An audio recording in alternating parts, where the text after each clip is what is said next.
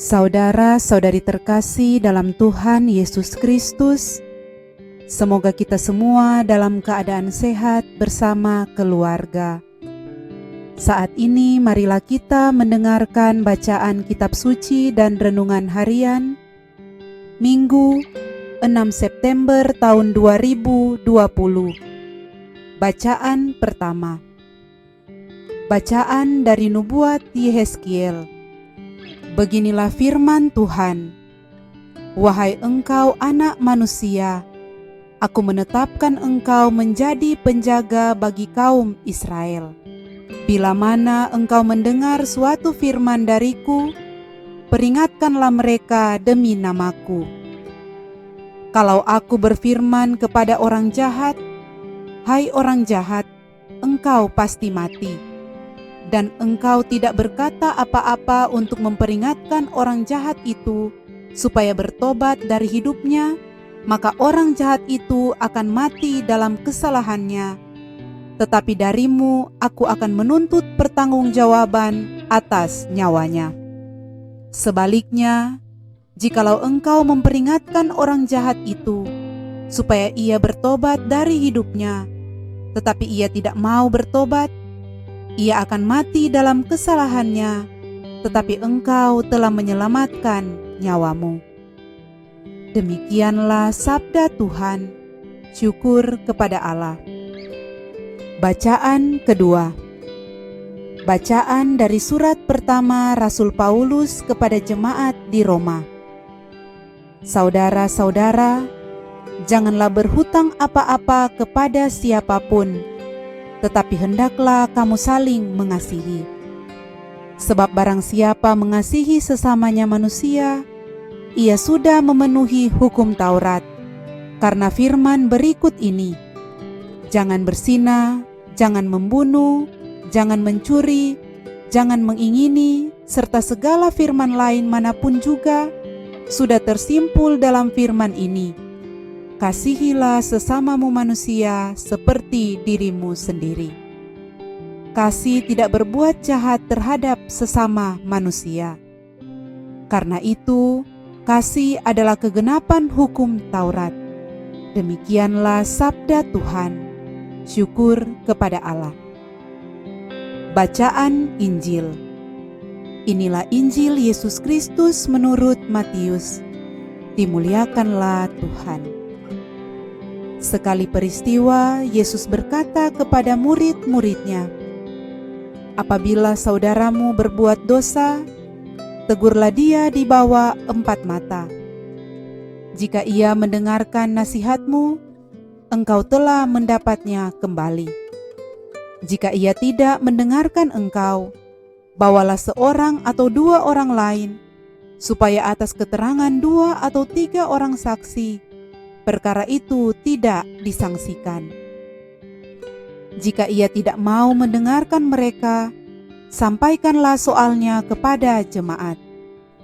Dan jika ia tidak mau juga mendengarkan jemaat, pandanglah dia sebagai orang yang tidak mengenal Allah atau seorang pemungut cukai.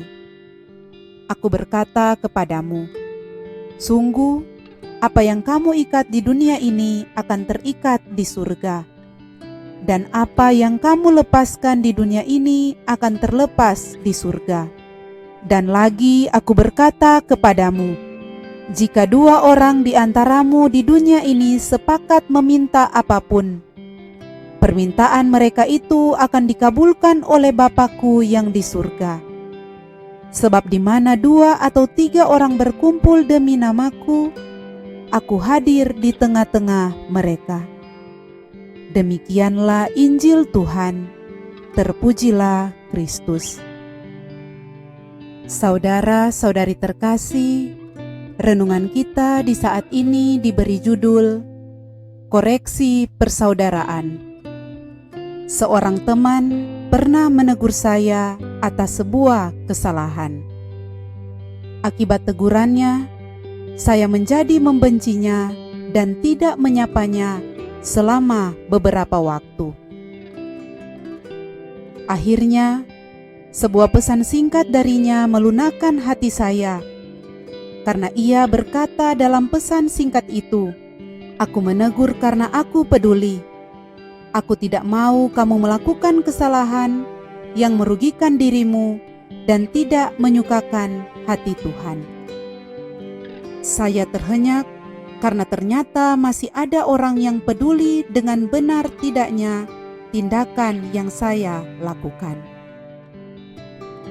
Saudara-saudari terkasih, seperti teman saya tersebut, akankah kita mau menegur atau justru mengabaikan teman kita yang melakukan kesalahan atau dosa?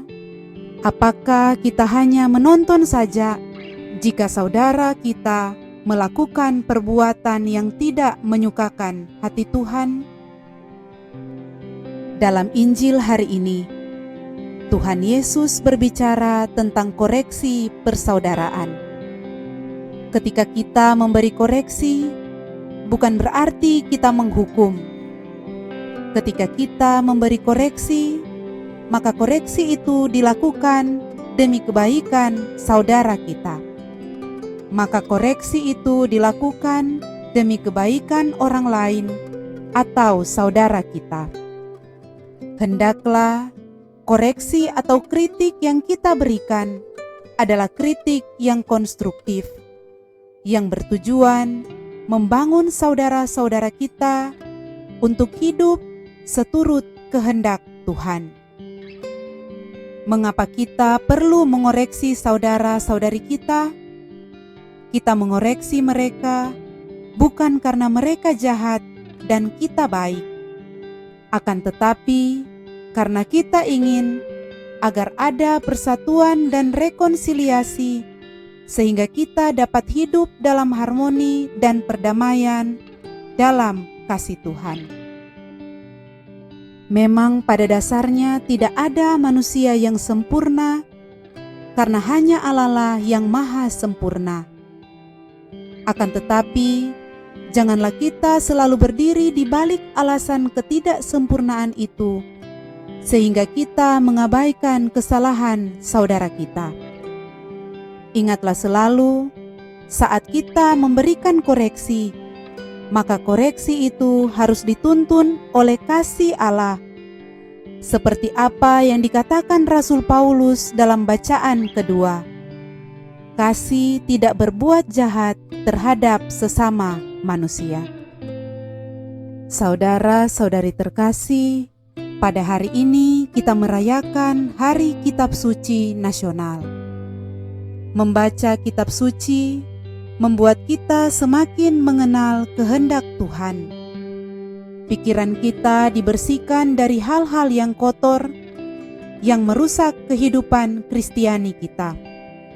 Dalam Alkitab dikatakan, kitab suci dapat memberi hikmat kepadamu dan menuntun engkau kepada keselamatan oleh iman kepada Kristus Yesus.